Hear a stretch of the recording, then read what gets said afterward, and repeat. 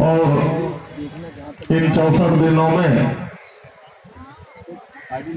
हम आप सभी ने एक अच्छा योगदान दिया है। जब सफलता के करीब आप पहुंचे हैं तो हमारे कर्मचारी साथियों का जनसैलाब संख्या बल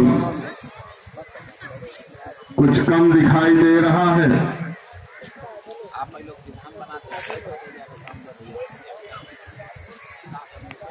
यह सोचने योग्य बात है।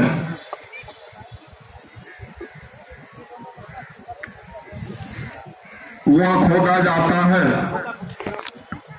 तो पानी एक दिन में नहीं निकलता है, उसको तब तक खोदा जाता है जब तक पानी नहीं निकल आता है।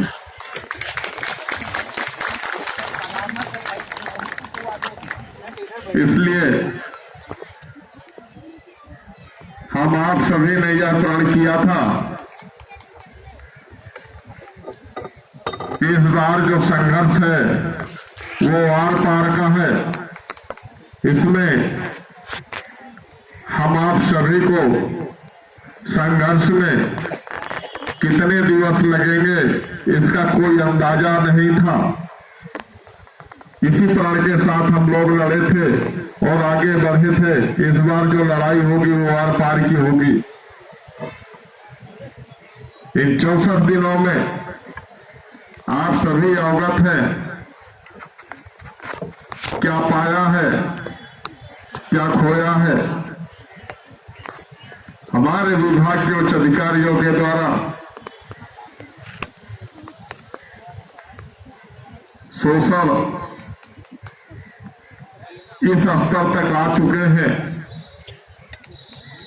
कि कार्मिकों को इतना टॉर्चर कर दिया जाता है, इतना उत्पीड़न कर दिया जाता है, मानसिक रूप से भी आर्थिक रूप से भी, कि कुछ साथियों का इन्हीं 64 दिनों में रेल दुर्घटना में आकस्मिक मृत्यु हो जाती है। हार्ट अटैक से कर्मचारी की मृत्यु हो जाती है। यह शोषण करना बंद कर दें और कर्मचारियों को ये रोकना और टोकना बंद कर दें। क्योंकि जो हमारे साथी मैदान में डटे हैं, यह आर पार की लड़ाई लड़ने के लिए डटे हुए हैं, उसमें कुछ भी हो सकता है। किस स्तर तक आप जा सकते हैं यदि, तो कर्मचारी भी उस स्तर तक जाने के लिए बाध्य होगा।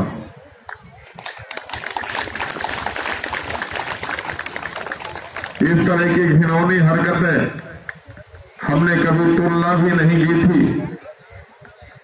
इस ईमानदारी की लड़ाई में, अपने हक और अधिकार की लड़ाई में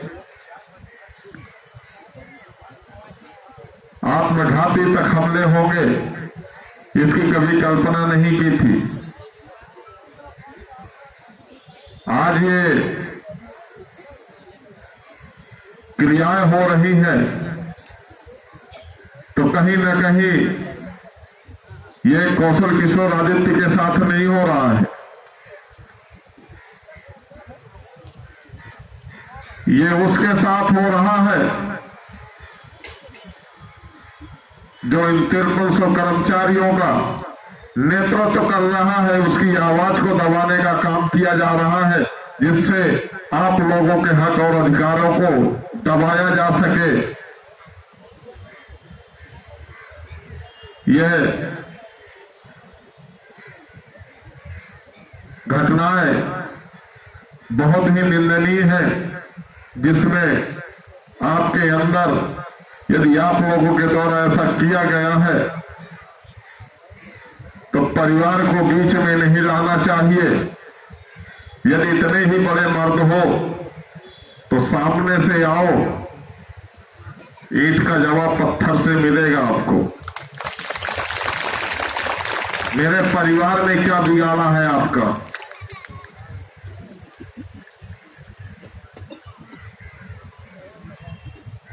जिस भी किसी के द्वारा ऐसी हरकतें की गई हैं तो मैं खुला इस मंच से ऐलान करता हूं और चुनौती देता हूं कि सामने आओ, सामने से वार करो। तुमने अपने मां का दूध पिया है तो मैंने भी अपनी मां का दूध पिया है। भी शेर घायल हुआ है, मरा नहीं है।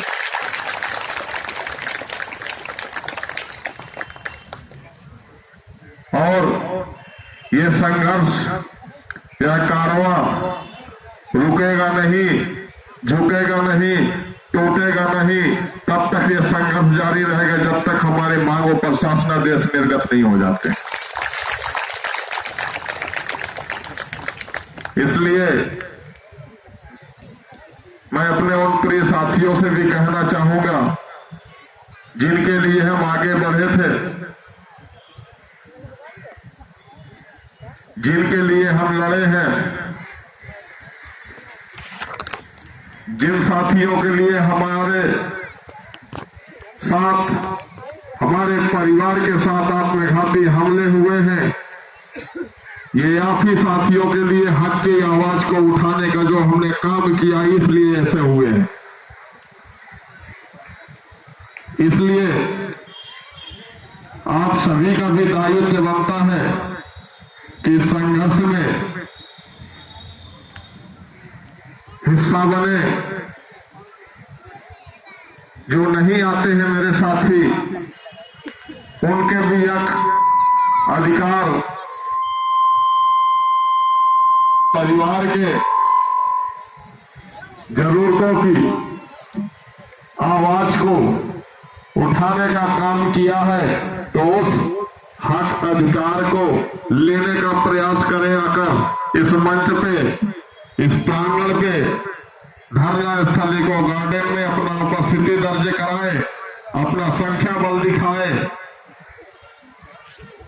हम अभी डटे हुए हैं, हार नहीं माने हैं। कई साथियों का हमारे पास फोन भी आया कि आदित्य जी, हो सके तो बैक हो जाओ, लेकिन अपने परिवार को इस संकट में न डालो। हमारा जवाब यही था कि यदि ऐसी स्थितियां आती हैं तो कोई बात नहीं है, लेकिन ये कारवां पीछे नहीं हटेगा। यह संघर्ष हमारा जारी रहेगा, तब तक जारी रहेगा जब तक हमारे मांगों पर शासनादेश निर्गत नहीं हो जाते। उन आश्रित परिवार के घरों में चिराग नहीं जल जाते हैं, तब तक हमारा संघर्ष जारी रहेगा। जिन परिवार की खुशियां, जो एक सदस्य होता है लाठी की तरह, वो लाठी ही टूट गई, उस परिवार के दुख दर्द को महसूस करो तो पता चलेगा कि आखिरकार मुतासिर के परिवार की स्थितियां क्या होती हैं। यह आप सभी लोगों का एक आशीर्वाद था जो हमारा परिवार ससुरक्षित और हमारे साथी रमेश चंद जी सुरक्षित हैं। इसलिए सुरक्षित है कि आप सभी के हक की लड़ाई लड़ रहे हैं हम, और आज तक किसी के साथ हमने बुरा नहीं किया। तो परमात्मा ने भी उस काल के मुंह से हाथ डाल करके छीन लाए और हमारे परिवार के साथ साथ रमेश चंद्र जी को भी ससुरक्षित वापस आप लोगों के बीच उपस्थित कर दिया।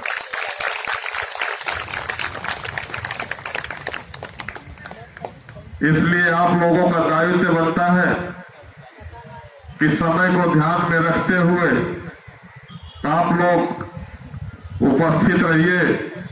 थोड़ा सा मुझे रिलैक्स की आवश्यकता है, लेकिन अगर आप लोग समय से इसलिए उपस्थित नहीं हो पा रहे हैं कि आदित्य खुद नहीं आ रहे हैं, 3 बजे 4 बजे आते हैं, तो मैं आप लोगों से वादा करता हूं कल से मैं 11 बजे मैं आपको इसी धरना स्थल पर मिलूंगा।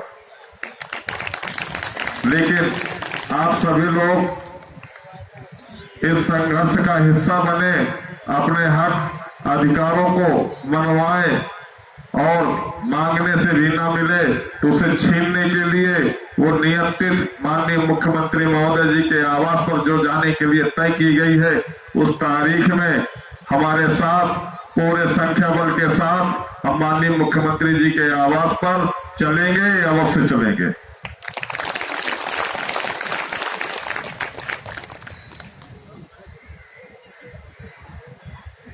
ज्यादा कुछ नहीं कहूंगा।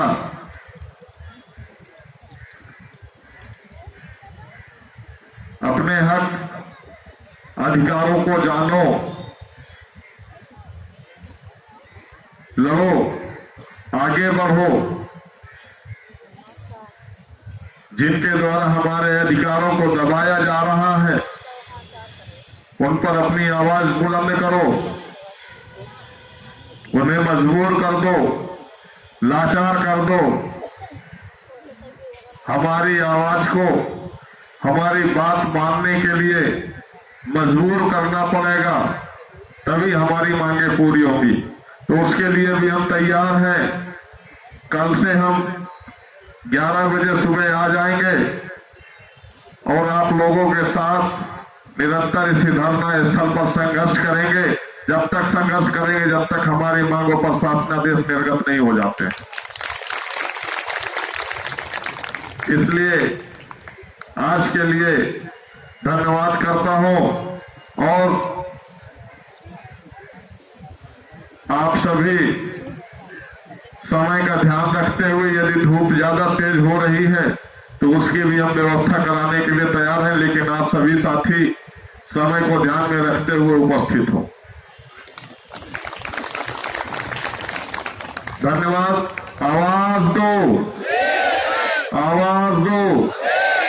कर्मचारी एकता, कर्मचारी एकता। योगी जी अब सुनो पुकार, अत्याचार। योगी जी अब सुनो पुकार, योगी जी अब सुनो पुकार। भ्रष्ट अधिकारियों होश में आओ, भ्रष्ट अधिकारियों होश में आओ। आवाज लगाओ जोरों से, सभी बचाओ चोरों से। आवाज नहीं आ रही आप लोग।